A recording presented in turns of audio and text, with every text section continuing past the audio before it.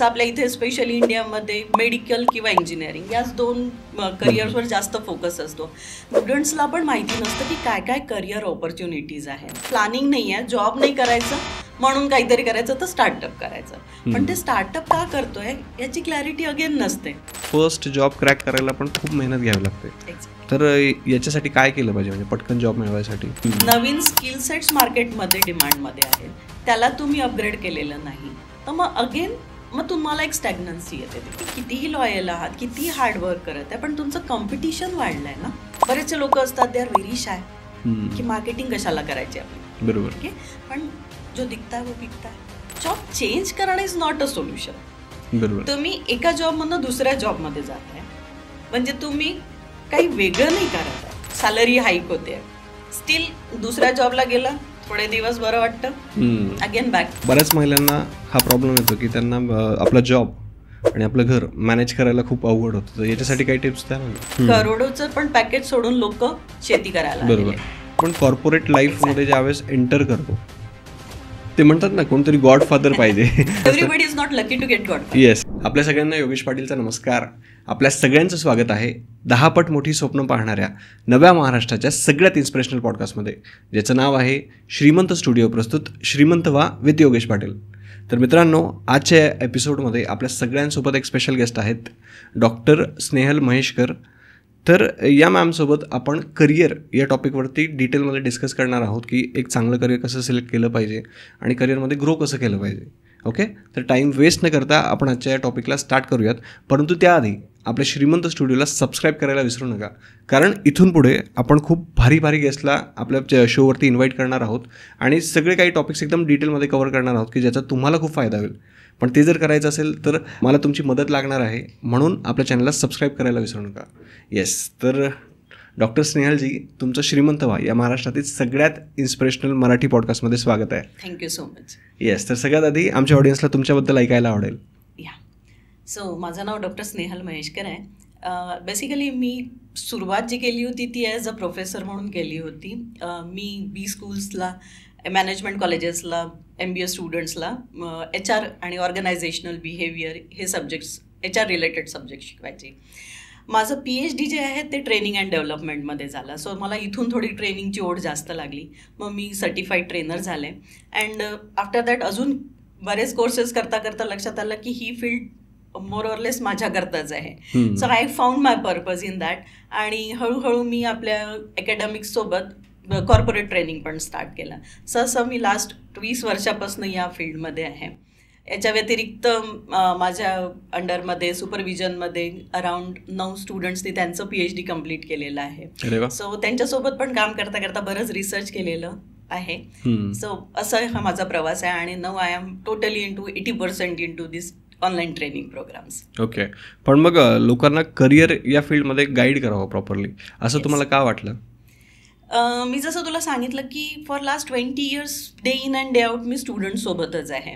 आणि असं लक्षात येतं की स्टुडंट्स एक जसं आपल्या अवतीभोवती जे सुरू आहे, जसं आपल्या इथे स्पेशली इंडियामध्ये मेडिकल किंवा इंजिनिअरिंग याच दोन करिअर्सवर जास्त फोकस असतो. सो याच्या व्यतिरिक्त आपण विचारच करत नाही. बरोबर. तू जर का बघितलंस तर 12वी नंतर थेट लोक कोटा सिटी गाठतात. सगळ्यांनाच वाटतं की आपल्या मुलांनी IIT आणि याच्यात जावं म्हणून. पण प्रत्येक मुलाचं माइंडसेट किंवा एक पर्पज ते नसतं. हे ॲज अ पॅरेंट्स म्हणून आपल्याला ओळखायला हवं.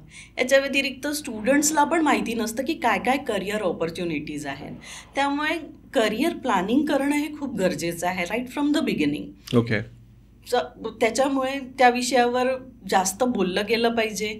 एक आपण करिअर काउन्सिलिंग पण करतो, ठीक आहे ना, पण आपण त्या गोष्टीकडे लक्ष देत नाही. 12वीपर्यंत आपण एज्युकेशनवर खर्च करतो, पण ज्याच्याने आपलं करिअर घडतं किंवा आयुष्य ज्याच्यात आपलं आहे त्या विषयावर आपण जास्त लक्ष देत नाही.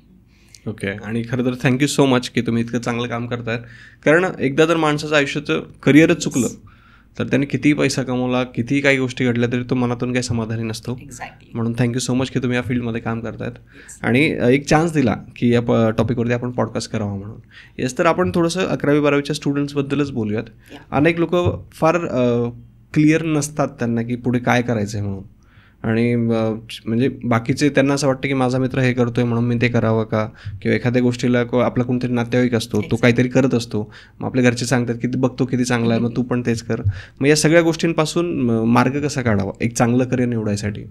मी सगळ्यांना निक्षून हेच सांगणार की करिअर काउन्सिलिंगला फॉर शुअर जा. ठीक आहे ना. काय असतं त्याच्यात, जसं मी एक सायकोलॉजीची पण स्टुडंट आहे, तर जेव्हा आपण सायकोलॉजी शिकतो तेव्हा त्याच्यात कळतं की प्रत्येकजण हा एक इंडिव्हिज्युअल आहे. ठीक आहे. त्याची पर्सनॅलिटी वेगळी आहे. त्या पर्सनॅलिटीला इंटिग्रेटेड बऱ्याचशा गोष्टी असतात, त्या आपल्याला माहिती असायला हव्या. त्याच्यात बरेचसे स्किलसेट आपल्यामध्ये असतात. त्या स्किलसेट्सला आपण पुढे करिअरमध्ये कसं कन्वर्ट करू शकतो आणि त्याच्यातनं सॅटिस्फॅक्शन कसं मिळू शकतं, तर त्याच्याकरता आपल्याला करिअर काउन्सिलिंगला जर का तुम्ही गेलात तर बऱ्याचशा गोष्टी आपल्याला तिथं क्लिअर होऊन जातात. त्यानंतर तुम्ही पश्चाताप करण्याच्या ऐवजी की मग नाही मिळालं इंजिनिअरिंगला किंवा मेडिसिनला तर मग पर्याय म्हणून काहीतरी दुसरं करतात, पण त्याच्यात मग त्याला इंटरेस्ट नसतो त्या स्टुडंटला. मग तिथूनही पुढे आता जसं इंजिनिअरिंगचे स्टुडंट्स असतात ते तिथून एमटेक नाही करत किंवा जॉबला नाही जात, मग तिथून मॅनेजमेंटकडे येतात. बरोबर. कारण की तेच आहे की क्लॅरिटी नाही त्यांना. मॅनेजमेंटमध्ये आल्यानंतरही प्रॉब्लेम असतोय की आता स्पेशलायझेशन काय घ्यायचं. बरोबर. आणि हे सगळं जर का आपण पहिलेपासून थोडंसं एक प्रॉपर प्लॅन केलं तर फॉर शुअर त्याच्यात एक हेल्प होते स्टुडंट्सला. स्टुडंटला काय म्हणजे इव्हन पॅरेंट्स पण त्याच्यात पैसा पण इन्व्हेस्ट होतो ना, मग तो पण वेस्ट होतो, टाइम वेस्ट होतो तुमचं. हां, पैशापेक्षा म्हणजे मुलाचं भविष्य जास्त महत्त्वाचं आहे. येस. तर मग म्हणजे एवढं मला कळालं की कोणी पण म्हणजे एका काउन्सिलरची मदत घेतली पाहिजे करिअर सिलेक्ट करत असताना, कारण आपलं वय ते लहान असतं, आपल्याला पण काय लगेच सगळं काही माहिती असतं, कळत नसतं. स्टुडंटचा प्रॉब्लेम असतो की जे बाकीचे लोक करतात आहे ते, आणि आई वडील किंवा पॅरेंट्स आणि स्टुडंट मधलं एज डिफरन्स, जनरेशन डिफरन्स खूप असतं, त्यामुळे ते आपल्या पर्स्पेक्टिव्हनी गोष्टी करत असतात. बरोबर.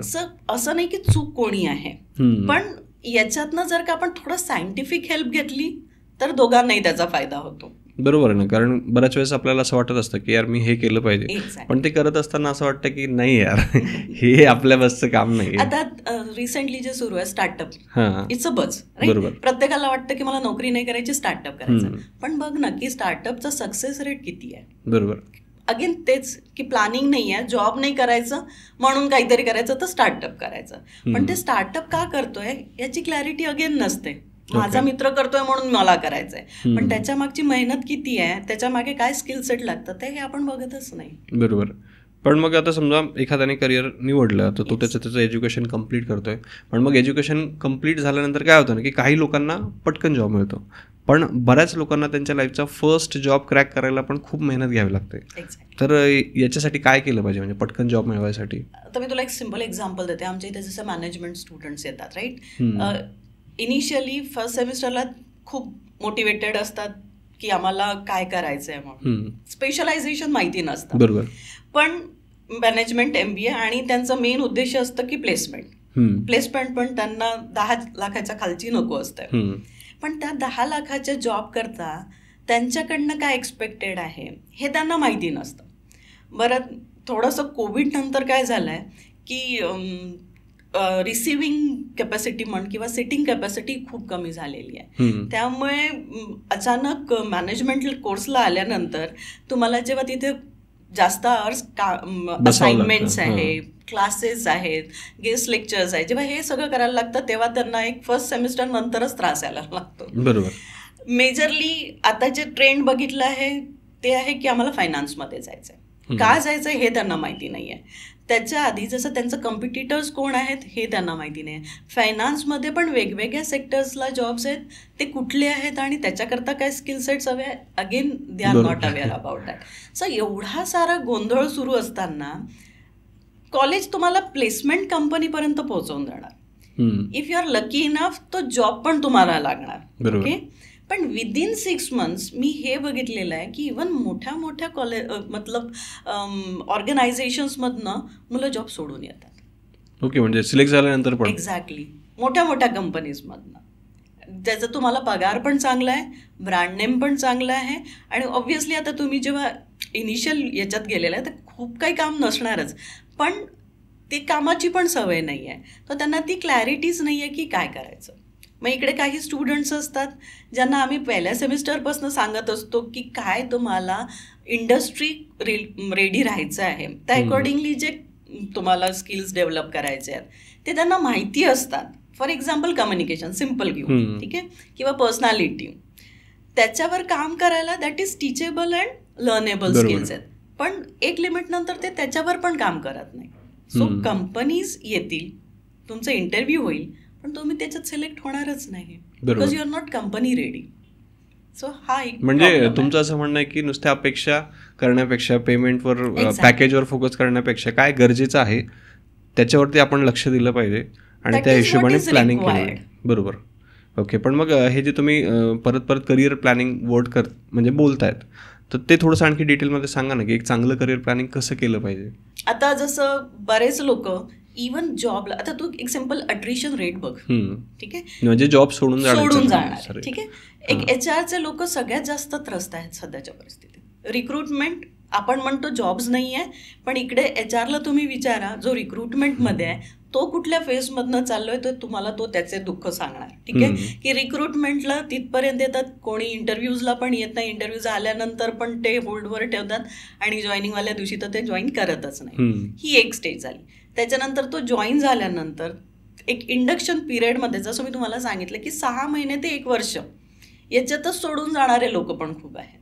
तर that rate is also now growing 11 ते 12%. बरोबर. सो आणि हे फक्त इंडिया नाही, ग्लोबल लेवलला सुरू आहे. काही तर आजकाल नवीन कन्सेप्ट आलाय that is known as quiet resignation. आता ते एक नवीन आहे. क्वाईट रेझिग्नेशन म्हणजे ठरलेल्या वेळेत जसं 9 ते 5 तो जॉब करणार, त्याला त्याचं असं म्हणणं आहे की मला कितीही काम केलं तरी प्रमोशन मिळणार नाही, इन्सेंटिव्स खूप कमी आहेत, वर्कलोड खूप वाढणार, त्याच्यापेक्षा मी जिथे आहे तिथे सुखी आहे.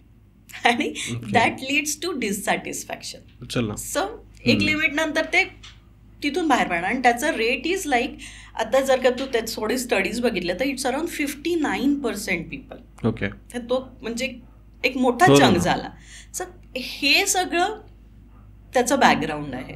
आणि हे सगळं काय होतं, कारण की अगेन सेम जसं मी बोलले की करिअर प्लॅनिंग तो कन्सेप्टच बेसिकली आपण गृहीत धरत नाही. जॉब आणि करिअर याच्यातला पहिला डिफरन्सच माहिती नाही आपल्याला. आता जॉब म्हणजे काय, मी तुला एक एक्झाम्पल देते. जसं सकाळी तू अकाउंटन्सीचं काम करतो, कुठे अकाउंटंट म्हणून काम करताय, आणि संध्याकाळी तू कॅब चालवतोय. हे दोन्ही जॉब झाले, बरोबर, but they are not aligned. ठीक आहे. हां, पण तू MBA HR किंवा PGDM HR केलंयस, तुझं first job as an HR intern लागलाय, अँड डाऊन द लाईन 15-20 वर्षानंतर तू एका कंपनीचं CHRO झालेला आहेस. ठीक आहे. म्हणजे एकाच लाईनीत for longer duration of time तू अपग्रेड करत गेलेला आहेस. बरोबर. That is known as career. म्हणजे तुमचं असं म्हणणं आहे की 2 जॉब जरी तुम्ही करत असले तर एकमेकांना कनेक्टेड असलं पाहिजे. ते गरजेचं आहे ना. ओके.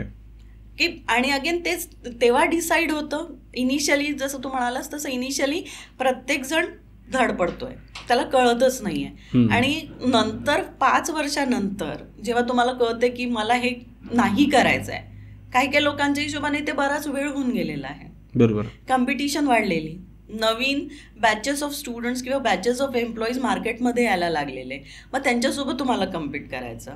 नवीन स्किल सेट्स मार्केटमध्ये डिमांडमध्ये आहेत, त्याला तुम्ही अपग्रेड केलेलं नाही, तर मग अगेन मग तुम्हाला एक स्टॅग्नन्सी येते तिथे. बरोबर. या गोष्टी आधीच व्यवस्थित क्लिअर असल्या पाहिजे, म्हणजे मग नंतर लॉंग टर्ममध्ये प्रॉब्लेम नाही येत. ओके. आता जर समजा एखाद्या व्यक्ती जॉबला लागला, पण समजा सगळ्यांना वाटतं भारी झालं, पॅकेज मिळालं, सगळं सेटल झालं, लाईफ सेटल झाली, ते 2 दिवसाचं. पण मग त्याच्यानंतर येणारे मेजर असे प्रॉब्लेम्स कुठले असतात? तेच आता मेजर प्रॉब्लेम म्हणजे कसं, तुमचं induction, orientation, training, it's a honeymoon period. बरोबर. ते खूप छान जातं. त्याच्यानंतर जेव्हा तुम्ही रिअल वर्क करायला सुरुवात करता, तुम्ही कॉलेजमध्ये घेतलेलं एज्युकेशन आणि जे तुम्ही इम्प्लिमेंट करताय, ठीक आहे, प्रत्येक कंपनीचं कल्चर हे वेगळं असतं. ओके. ठीक आहे. स्टुडंट्स बरेचदा विचारतात, मॅडम तुम्ही जे शिकवलं ते कंपनीत कुठे नाही. ती थेअरी आहे. थेअरी हा बेस आहे. ठीक आहे. आणि त्या थेअरीचं इम्प्लिमेंटेशन प्रत्येक ऑर्गनायझेशनमध्ये ॲज पर देअर कल्चर होत असतं. तर you need to understand that की काय वर्किंग पॅटर्न आहे, कसं पॉलिसीज आहेत, लोक कसे आहेत, कुठले कुठले आपल्याकडे स्टेजेस आहेत फॉर प्रमोशन, काय काय स्किल सेट्स आपण अजून डेव्हलप करू शकतो टू मूव्ह फॉरवर्ड. आपल्याला टीममध्ये काम करायचं आहे तर इथे लोक कुठल्या कुठल्या प्रकारचे लोक आहेत, किती आपल्या इथे डायव्हर्सिटी आहे, ह्या सगळ्या गोष्टी आपल्याला बघायला लागतात. ओके. आणि ज्या लेडीज असतात, समजा ज्या महिला असतात, त्यांचे प्रॉब्लेम्स वेगळे कसे आहेत अजून? आता आपल्या इथे ना थोडंसं कसं कन्सेप्ट आहे की एकदा जसं तू बोललास जॉबला लागल्यानंतर वी आर व्हेरी हॅपी. ठीक आहे. सो पहिले काही दिवस आपण खूप निवांत असतो. आपल्या इथे ही थोडी कन्सेप्ट आहे की मी काम करते, हार्डवर्क करते, सिन्सिअर आहे, लॉयल आहे for the organisation for last so many years, तर माझ्या टॉप मॅनेजमेंटनी ते आयडेंटिफाय केलं पाहिजे. ओके. ठीक आहे. बरोबर. ते आतापर्यंत आपल्या सरकारी जेव्हा जॉब्स होते 5 वर्षानंतर you use to get a promotion, पण now the scenario is changing. Private याच्यामध्ये, मल्टीनॅशनल याच्यामध्ये आपण आता मर्जर्स आणि जॉईंट व्हेंचर्समध्ये चाललेलो. सो जेव्हा असं सगळं सुरू आहे तेव्हा तुम्ही कितीही लॉयल आहात, कितीही हार्डवर्क करत आहे, पण तुमचं कॉम्पिटिशन वाढलं आहे ना. बरोबर. मग त्या ठिकाणी तुम्हाला आपलं एक्झिक्युटिव्ह प्रेझेन्स दाखवणं खूप गरजेचं आहे. तिथे लेडीज थोड्या मागे पडतात. आता एक रिसेंटली एक म्हणजे हे झाला होता, सर्वे झाला होता, त्याच्यात त्यांनी एक सिम्पल काम केलेलं. त्यांनी एका ऑर्गनायझेशनमध्ये हायर लेवलला एक ऑपॉर्च्युनिटी ओपन केलेली आणि फॉर एक्झाम्पल त्याच्यासाठी लागणारे 10 गोष्टी आहेत, त्या त्यांनी जेंट्स आणि लेडीज दोघांना दाखवल्या. लेडीजमध्ये त्या 10 पैकी 8 स्किल सेट्स असतील, 2 नसणार. Steel she will not apply for that job. Okay. तेच ॲज कॉन्ट्रास्ट टू दिस, जर का मेल एम्प्लॉई आहे त्याच्याकडे त्या 10 पैकी 5 स्किल सेट्स आहेत, still he is very confident to apply for that. So तिथे थोडंसं आपण ॲज अ लेडीज मागे पडतो. बरेचसे लोक असतात दे आर व्हेरी शाय की मार्केटिंग कशाला करायची आपली. बरोबर. ठीक आहे. पण जो दिखताय वो बिकताय. बरोबर आहे ना, की बरेच लोक काम करत असतात आणि काही लोक म्हणजे काम न करताही स्वतःला म्हणतो की त्याने काम नाही केलं पण पुढे पुढे करून त्याला प्रमोशन मिळालं. देन यू डिसाइड की मी जॉब चेंज करणार. जॉब चेंज करणं इज नॉट अ सोल्युशन. बरोबर. तुम्ही एका जॉबमधनं दुसऱ्या जॉबमध्ये जाताय म्हणजे तुम्ही काही वेगळं नाही करत आहे. तिथे पण काही गोष्टी असणार ज्या इथे नाही आहेत आणि इथे काही गोष्टी चांगल्या असणार ज्या तिथे नाही आहेत. सो दॅट इज अ 19-20 वाला कॅल्क्युलेशन. पण मग आपल्याला वाटतं चला बा माझं थोडंसं सॅलरी हाईक होते, स्टील दुसऱ्या जॉबला गेला, थोडे दिवस बरं वाटतं, again back to square zero. आता बऱ्याच महिलांना हा प्रॉब्लेम येतो की त्यांना आपला जॉब आणि आपलं घर मॅनेज करायला खूप अवघड होतं. तर याच्यासाठी काही टिप्स द्या ना तुम्ही. आता त्याच्याकरता टिप्स लेडीजला माहिती असतात, पण इंदिरा नुईंनी खूप छान म्हटलंय की ladies are born with guilt, right.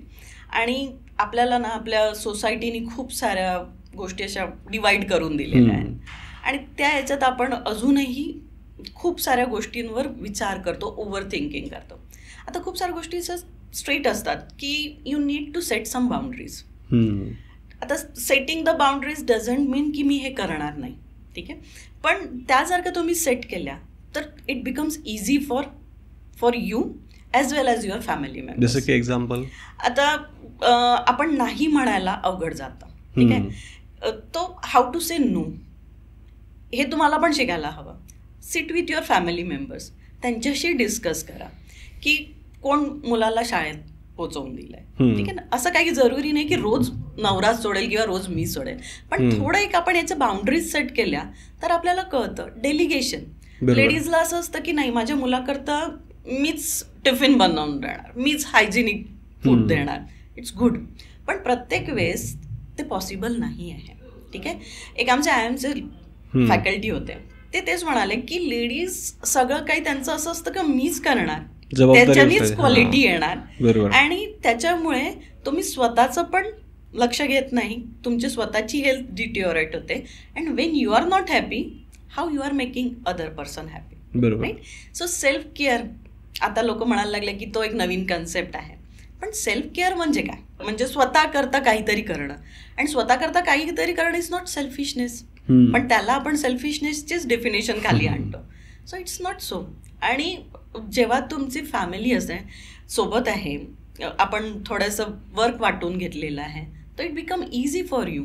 तुमचे मुलं पण त्या गोष्टी समजतात की काय त्यांना त्यांचे काय रिस्पॉन्सिबिलिटीज आहे. And in another way you are making your children responsible. बरोबर. So you are empowering them basically. हा, ते आहेच. कारण लहान मुलांना पण जबाबदारी अंगावर पडली की ते आता आपण त्यांच्या बिहाफवरच सगळे डिसिजन्स घेतो, राईट. आता मग अगेन 10th-12th येतपर्यंत आपण त्यांच्या बिहाफवर घेतलेले डिसिजन्स आहे, आणि अचानक तुम्ही उठून त्यांना म्हणता आता तू डिसिजन घे, तर मग तो डिसिजन कसा घेणार? बरोबर आहे ना. तर we are not empowering them to take the decision. आणि ही गोष्ट म्हणजे आपल्या मराठी लोकांमध्ये भरपूर होते. एक्झॅक्टली. कारण की आपले पॅरेंट्स आपल्याला खूप सांगतात की मॅनर्सनी वागा, ओबे अदर्स, हे असं नको जायला, हे अशी स्ट्रेट लाईन. म्हणजे आपल्याकडे ना 1+1=2 हा स्ट्रेट फॉर्म्युला आहे. पण आताच्या परिस्थितीत 1+1=2 असल्याशिवाय काम होतच नाहीये, आणि तेच आपल्याला शिकायला पाहिजे. Okay, yes. तर यातून मला काय कळालं की समजा सगळ्यात पहिले महिलांनी काय करायचं की स्वतःची काळजी घ्यायची आहे, कारण त्यांची हेल्थ महत्त्वाची आहे. स्वतः काम करत बसण्यामध्ये काही अर्थ नाही आहे. म्हणजे काही गोष्टी जर समजा तुम्हाला सोपवता येत असतील बाकीच्या लोकांसोबत, कारण आपण जर इकडे जॉब करतोय तर ऑब्व्हियसली पैसे आपण कमवतोय, तर काही गोष्टी जर आपल्याला सोपवता येत असतील तर त्या केल्या पाहिजेत.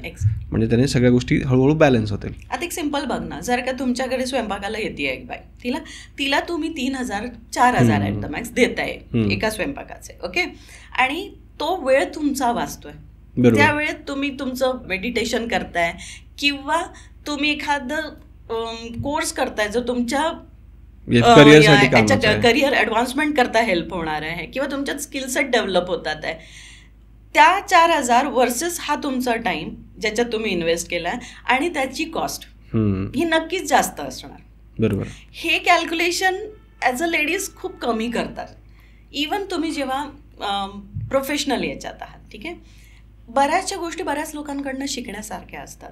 तर आपण त्यांच्याकडनं शिकतोय का, टीम बिल्डिंग करतोय का, हे पण बघायला हवा. As compare to ladies, gents खूप लवकर जेलअप होतात, आणि ना म्हणजे असं म्हणायला नको पण ग्रजेस नाही ठेवत. झालं प्रोफेशनल आहात तुम्ही, तिथे पर्सनल आपली लाइकिंग किंवा डिसलाइकिंग थोडी बाजूला ठेवली तर बऱ्याच गोष्टी इझी होत जातात तिथे पण. सो असं तुम्हाला ते थोडंसं स्ट्रॅटेजिक प्लॅन करायला आलं पाहिजे. तिथे थोडं आपण गडबडतो ॲज अ लेडीज. ओके, आता ही गोष्ट मला कळाली, समजा क्लिअर झाली. आणखी यालाच रिलेटेड एक गोष्ट आहे की ज्यावेळेस समजा महिला लीववरती जातात, मॅटर्निटी लीव्ह असेल, प्रेग्नन्सीच्या टायमाला ते जॉब रिझाईन पण करतात बऱ्याच लेडीज. त्यानंतर मुलगा एका लेवलला आला, समजा मुलगा मुलगी जे काय असेल, की त्यांना त्यांचं करिअर परत एकदा रिस्टार्ट करायचं असतं. मग त्यावेळेस त्यांना थोडासा डाऊट असतो, कॉन्फिडन्स राहत नाही, आणि काही प्रॉब्लेम्स पण असतात. तर याच्यावरती सिम्पल सोल्युशन काय काढता येईल आपल्याला? ते होणारच होणार, ते म्हटलं तर नॅचरलच आहे, ठीक आहे. Because a lady is going through lot many phases at that particular time. The day she conceive to the day she deliver, हे तर एक 9 महिन्याचं झालं. पण त्याच्यानंतर पण बरेचसे इमोशनल फिजिकल चेंजेस होतात, राईट. त्या इमोशनल फिजिकल चेंजेसमधनं पुढे जाण्याकरता तुम्हाला थोडंसं आपलं इनर वर्क करणं खूप गरजेचं आहे. ओके, त्याच्यात पण तुम्ही फॅमिलीची हेल्प घेऊ शकता. आता नवडेज बऱ्याचशा लेडीज त्याच्यातही जसं फॅमिली हेल्थसोबत मेंटल वेलनेसवर पण काम करतात आहे.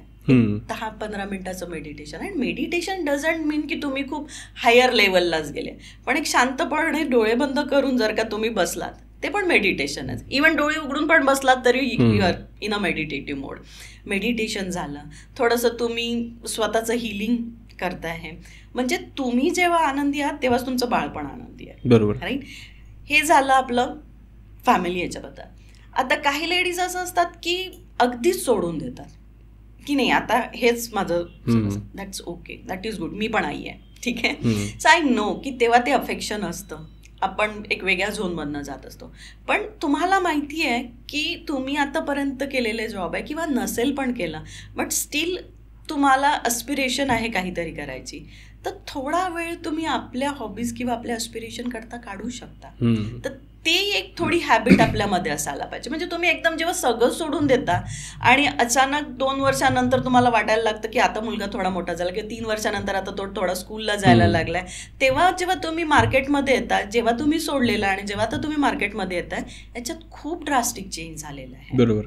आणि मग तिथे जेव्हा तुम्ही 1-2 ठिकाणी तुम्हाला नकार येतो, तुमचं कॉन्फिडन्स ऑब्व्हियसली खाली राहतो. तर त्याच्यावर थोडं तुम्ही आधीपासून प्रिपरेशन केलीत. वर्क फ्रॉम होम तर आजकाल खूप झालेलं आहे, ऑनलाईन वर्क खूप झालेलं आहे तुमच्याकडे. तर थोडा वेळ आपण एक वर्षानंतर किंवा असं ड्युरिंग दॅट तुम्ही प्लॅन करा की ज्याच्यात तुम्ही कम्फर्टेबल आहे. You plan accordingly. किंवा काहीतरी नवीन स्किल सेट. बरोबर. राईट. आजकाल तर कुकिंग फॉर एक्झाम्पल, ठीक आहे, त्याच्यावर पण बरेचसे यूट्यूब्स आहेत. People are earning through that.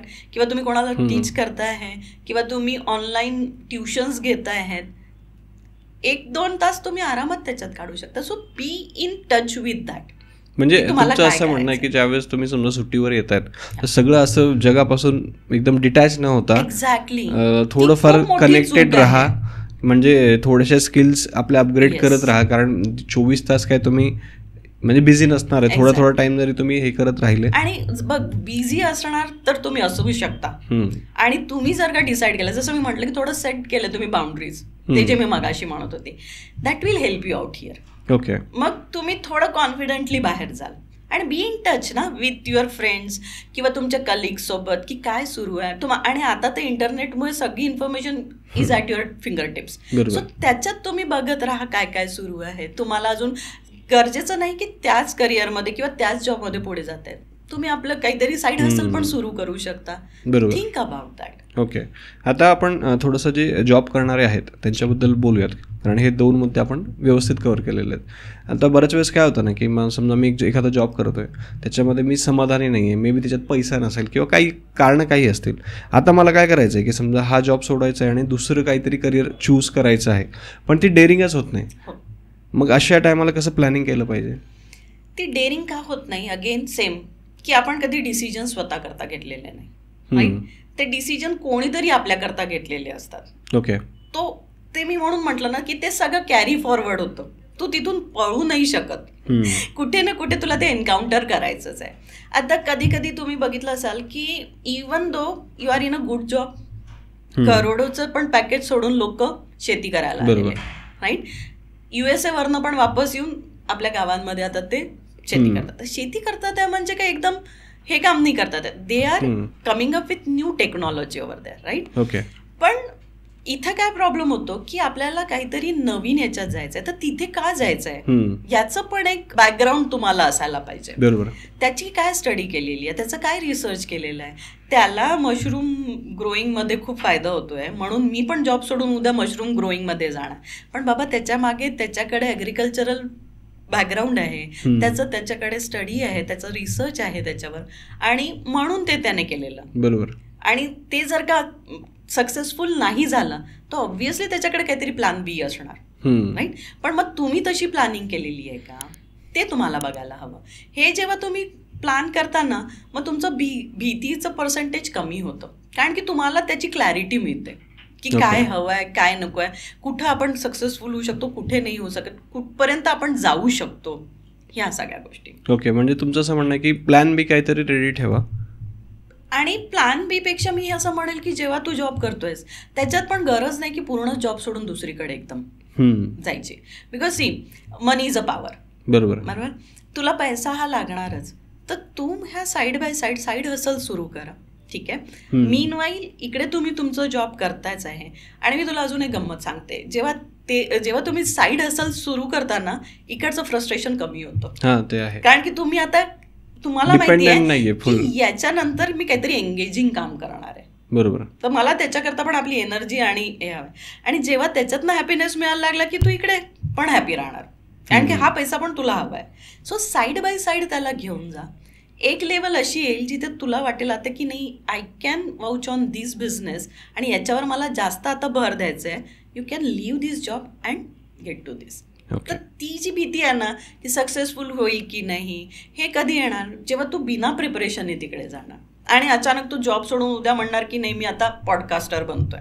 ठीक आहे. तर त्याच्याकरताची तयारीच केलेली नाही, मग ते सक्सेसफुल होणार की नाही होणार हे मला माहिती नाही. मग तो 1 महिना 2 महिन्यानंतर ती जिटरीनेस यायला लागते, कारण की इकडे तुमच्या अकाउंटमध्ये सॅलरी येणं बंद झालेलं. तर मग तुम्ही दुसरं पाऊल उचलाल कसं, इन्व्हेस्टमेंट करणार कसं? हा, म्हणजे साईड बाय साईड काहीतरी असायला पाहिजे बॅकअप. येस. तर मला आता सांगा की या सगळ्यामध्ये तुम्ही लोकांना कशा पद्धतीने मदत करतात? सर, मी एक कोर्स तयार केलेला, ऑनलाईन कोर्स. ऑफलाईन तर मी कॉर्पोरेट ट्रेनिंग्स घेते, पण जेव्हा मी ह्या सगळ्यातनं गेलेले, मी स्वतः पण या फेजमधनं गेलेली आहे, कारण की I was working with good brands with good salary, but still जसं म्हटलं की एक फ्रस्ट्रेशन येत होतं किंवा एक कसं सॅटिस्फॅक्शन खूप वाटत नव्हतं. Then I started working on this. आणि जसं मी तुला सांगितलं की सायकोलॉजीचं बॅकग्राऊंड आहे, एक ऑर्गनायझेशन बिहेवियरचं बॅकग्राऊंड आहे, तर I was going through this kind of studies. आणि त्याच्यातनं मला असं कळलं की money is not a motivator after a certain amount of time, unless and until your purpose is align with your career. आणि ही गोष्ट जेव्हा मला कळली, मी त्याच्यावर अजून काम करायला सुरुवात केलं. Then I design this program. Okay. आणि तो स्पेसिफिकली अगेन फॉर वुमन्स. तसा तो ओपन आहे, पण मी जास्त करून काम आपल्या मराठी महिलांसाठी करायचा प्रयत्न करते. सो त्याच्यामध्ये आपण काय करतो की वेगवेगळ्या स्टेजेसनी, जसं फर्स्ट स्टेज जर का तू बघितली तर क्लॅरिटी. ठीक आहे, एक्झॅक्टली तुम्हाला हवं काय आहे, काय करिअर प्लॅन आहेत तुमचे, ती एक क्लॅरिटी आपण बेसिक करतो पूर्ण फाउंडेशनपासून. तसं म्हणतात ना की if you wanted to learn something you need to unlearn. तर तिथून आपण जेव्हा आतापर्यंत तुम्ही स्ट्रगल करत आलात, मग त्यालाच पुढे घेऊन जाण्याची गरज नाही. We will discuss. काही आपले असाइनमेंट्स आहेत, काही आपले सेशन्स आहेत, त्याच्यात आपण क्लॅरिटी करतो. क्लॅरिटी झाल्यानंतर मग नेक्स्ट स्टेज की तुम्ही जे करिअर एक्सपेक्ट करताय आहात त्याच्याकरता तुमचं काय पॅशन आहे, तुमचे काय व्हॅल्यू सिस्टम्स आहेत, मार्केटेबिलिटी किती स्किल आहे तुमच्यामध्ये, किंवा लागणाऱ्या स्किल्ससाठी तुमची किती तयारी आहे, हे आपण अनालिसिस करतो. Third phase is very important, ज्याच्यात आपण पाहतो की तुमच्या मनामध्ये काय फिअर आहे किंवा लिमिटिंग बिलीफ्स ज्याला आजकाल आपण म्हणतो की जसं तू बोललास की चेंज करता तयार नाही आहे किंवा कॉन्फिडन्स नाही आहे, तर त्याच्यावर आपण इनर हिलिंग किंवा इनर वर्क करतो. सो थोडंसं ते आपल्याला हे जे क्लटर आहे ते काढायला मदत होते. And then finally we go with a customise strategy, actionable strategy, नुसती स्ट्रॅटेजी नाही, actionable strategy, and we start taking actions. So within 3-4 months you will find that की आधी जे तुम्ही आणि हे कोर्स केल्यानंतर जे तुम्ही, याच्यात बराच फरक येतो. आणि जेव्हा तुम्हाला त्याचे रिझल्ट्स मिळायला लागतात ना, तर तुमचा कॉन्फिडन्स वाढायला लागतो. तर असं आपण ते पुढे घेऊन, म्हणजे प्रॉपरली तुम्ही समोरच्याला हेल्प करतात एक चांगलं करिअर बिल्ड करायसाठी. म्हणूनच मी त्याला असं 1 to many मध्ये नाही ठेवलेला, 1-on-1 ठेवलेला आहे. सो दॅट म्हणजे पर्सनल गायडन्स पर्सन हा वेगळा आहे, त्याची प्रत्येकाची जर्नी वेगळी आहे. ठीक आहे. आणि कोणी जर का माझ्याकडे येतोय म्हणजे he is expecting some results, right, आणि त्याला काहीतरी प्रॉब्लेम आहे म्हणून तो माझ्याकडे येतोय. बऱ्याचदा असं होतं आपण जसं कोणासमोर सगळ्या गोष्टी नाही सांगत, पण when we are in 1-on-1 I am nudging them, hand holding करतो आणि आपण त्यांना पुढे घेऊन जातो. कारण ही खूप महत्त्वाची गोष्ट आहे. कारण कसं असतं की कॉलेज लाईफमध्ये म्हणा, घरी म्हणा, तुम्हाला कोणीतरी सपोर्ट करणार असतं, गाईड करणार असतं, पण ज्यावेळेस आपण कॉर्पोरेट लाईफमध्ये ज्यावेळेस एंटर करतो, ते म्हणतात ना कोणतरी गॉडफादर पाहिजे, तसं कोणी everybody is not lucky to get godfather. Yes yes. Mentors पण असतात, पण again you are not that lucky की नेहमी तुम्हाला मेंटर एक व्यवस्थितच गायडन्स देईल, कारण की त्याच्याकडे पण त्याचे काम आहेत. बरोबर. On the other hand information is everywhere. ठीक आहे, पण ती इन्फॉर्मेशन वापरायची कशी ते पण आपल्याला कोणतरी सांगणारं हवं असतो. तर त्या याच्यामध्ये हा माझा कोर्स तुम्हाला खूप हेल्पफुल राहील. ओके.